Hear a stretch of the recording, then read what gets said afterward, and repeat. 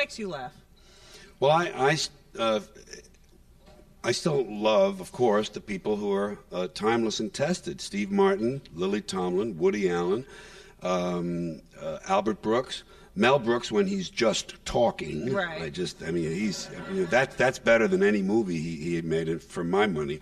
And among people who are less known but somewhat known, Mitch Hedberg, I like because of the odd left field nature of his brain. He's kind of like a Stephen Wright with a little something extra going on, and I love Stephen Wright and Louis Black, who I love Louis. Just wonderful control of his words, and then.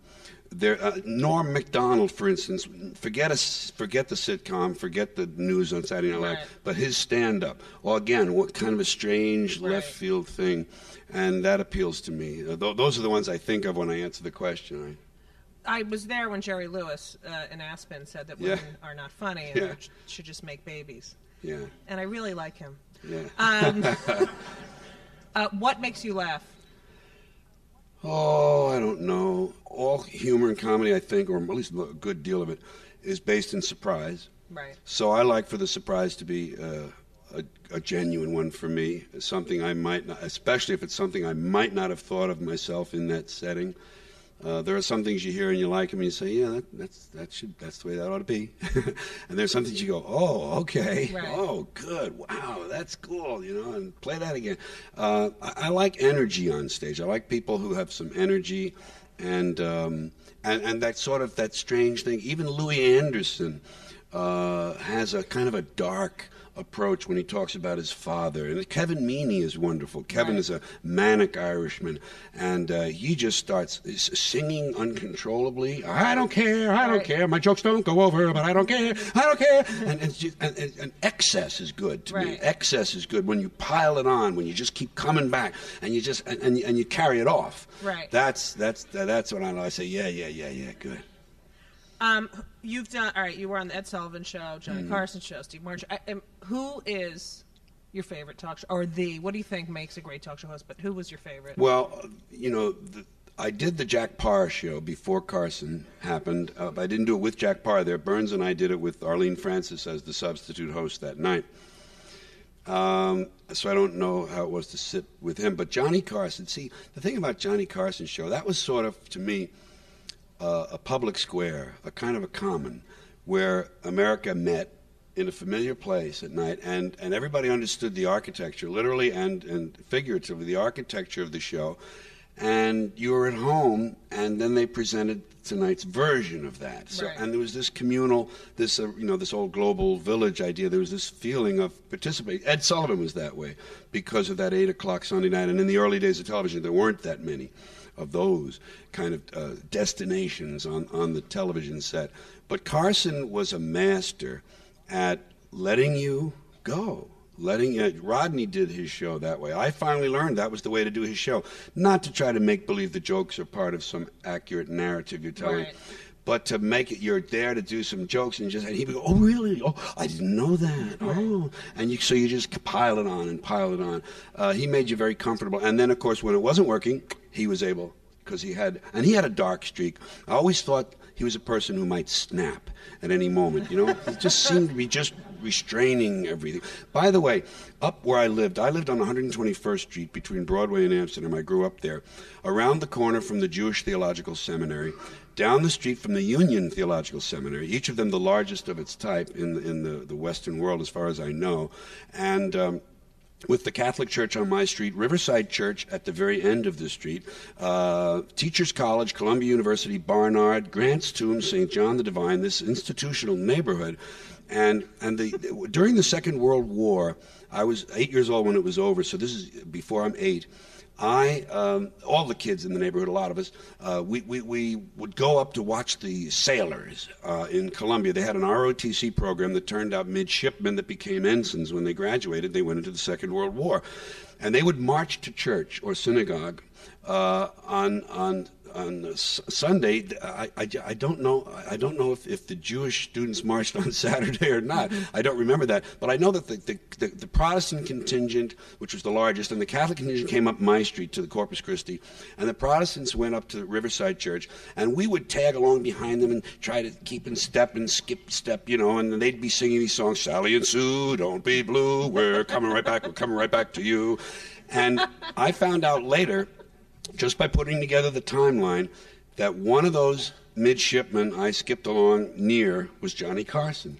He went through that ROTC program and for 2 years, so the chances are very good that I got within 50 feet or 50 yards of him at that age. And I just think those kind of things are just fun to consider, You have not voted since 1980. Not since I stopped using drugs. I think both activities are related to delusional thinking.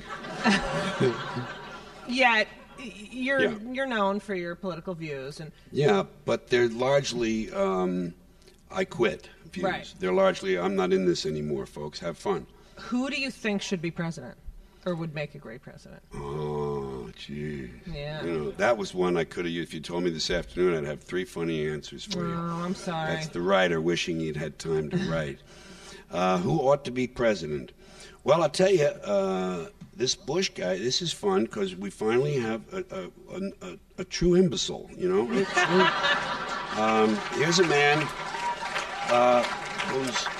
his biggest ambition is to have a nap. Yeah. And traveling with his pillow. And it's the triumph of ignorance, and America gets what it deserves. I always say I don't vote because if you vote, you have no right to complain.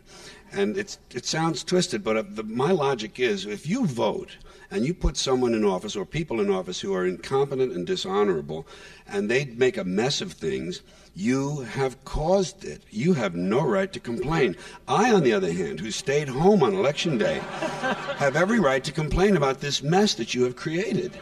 So I stopped voting. I think it was it would have been around 70. It wouldn't have been Carter. It would have been the one after. It would have been, I guess 1980 was an election year, wasn't it? Right. Yeah. Right. Of course, every 4 years. I forgot the timing.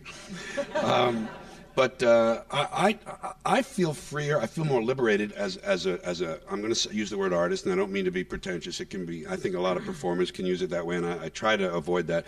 But as a critic, I feel better not being invested in an outcome. I don't care what happens. I don't care. Things will take care of themselves. I don't mean things will get better. I wish for the species to kind of end this experiment. The comet that wiped out the reptiles was a pure accident of nature. This comet came, and the reptiles who ruled this planet, and the ferrets were the only mammals, and they rose, and the primates became, and now it's us. And I say, fine. It's been interesting. Let's let the insects have a shot. I don't think it's preordained. I don't think there's a divine hand or any of that. I think it's an interesting biological closed-end experiment. And so therefore, and I think of the longer picture too. I mean, I really take solace in the fact that this Earth has been here 4.5 billion years, and we have been here maybe 200,000, 100,000, depends on where that change took place. And it's just a whisper in the wind we are. And these temporal things are not of that much importance and interest to me. I'd much rather think of all this as an interesting physical adventure. And I know we have this wonderful brain. See, that's what I regret is that this human species with this great gift from nature, this brain, to be able to objectify and say, I, other, has settled for jet skis and sneakers with lights in them and microwave hot dogs and spray cheese whiz. The water bottle. It's just a terrible thing that we were bought very cheaply. Right. I think by commerce. I don't believe there's an invisible man in the sky, and I think commerce was a wrong turn as well. Turning it over to the traders and the high priests to me was a wrong turn for this species.